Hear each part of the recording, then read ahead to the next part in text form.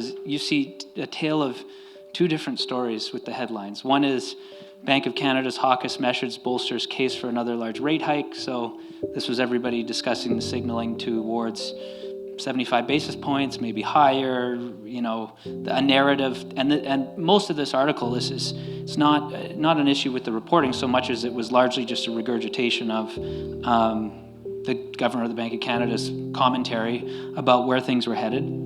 And then similarly, you go, about 2 weeks later, now the rate hike happens. It's less than what was forecasted, and immediately the article is talking about, maybe breaking the back of inflation ahead, echoing everything that the governor had to say about the market, including starting to use terms like dovish moves in the market with interest rates. I'm thinking, holy smokes! Like in the span of 3 weeks, it's amazing just how much can change. And the reality of it is this: this is exactly the kind of Kool-Aid that we're supposed to drink right now. This is the point. The media signaling is there. The stance that the government of Canada or the Bank of Canada takes on matters related to interest rates is specifically to induce us as citizens of the country to make different spending choices. That is the entire point.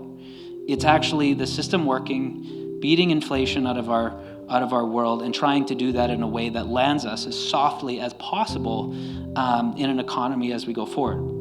And so I think with that, then people say, well, how do I make my real estate choices around this? And there's a couple things that come to mind for me when we look at the real estate landscape in our world. We're kind of multifaceted in our investment approach in the condominium space and rental and seniors housing, hotel, retail, etc. And so we're kind of looking at this, applying all lenses. And I think of something when we talk about the condo world in particular. I expect that's what most of you want to hear about tonight, so we'll focus on that.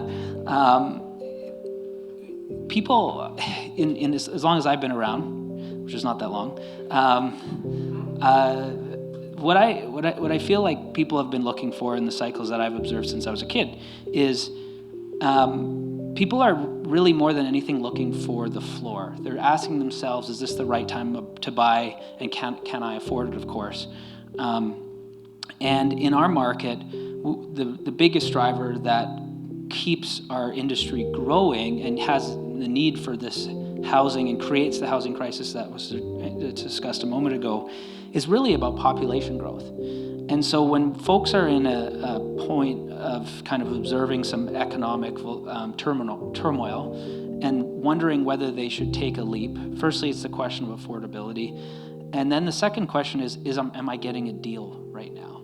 And getting a deal necessitates that there are deals to be had, that there's product available that someone needs to part with in order to get themselves out of a sticky situation.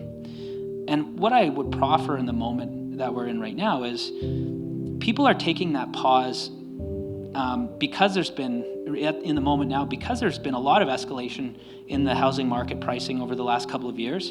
The same thing happened back in 2018 when the foreign buyers tax came through. We had we just came off a period of some significant price escalation. And it would have anybody wondering when things were going to slow down and flatten out, because things can't move exponentially forward in terms of price and absorption velocities. It's not sustainable. And so usually the market is playing into these driving forces until there's some sort of evidence, rightly or wrongly, that says maybe we should pull back. And what does the development industry do? Well, most of the development industry that I see it is a mature market, highly competed, largely well-capitalized developers, largely lower risk underwriting in the marketplace. This has been a period, despite all the price growth, where development margins have not been growing. They've been staying kind of consistent. And so it has everybody just retracting their plans for supply in the market. Strategically, we see the opportunity to continue to be players in the market because we do see buyers and we see that there's still absorption happening regardless. But it means that the deals to be had just aren't there. There isn't miscellaneous supply out there in the market that needs to go to a fire sale. And when we're coming off the backs of now signaling in 3 weeks that inflation may be coming to an end in the near future, people asking themselves if they want to buy a pre-sale that's 2 to 4 years out need to be really asking themselves if they should continue to sit on the fence. And so that's, for us, why we see comfort in continuing to go forward and feel like we're going to be in another period where people will have waited and then waited to the point where things are starting to run away on them again. And we know that that's not a fun headspace for people and people to be in when they're making home choices.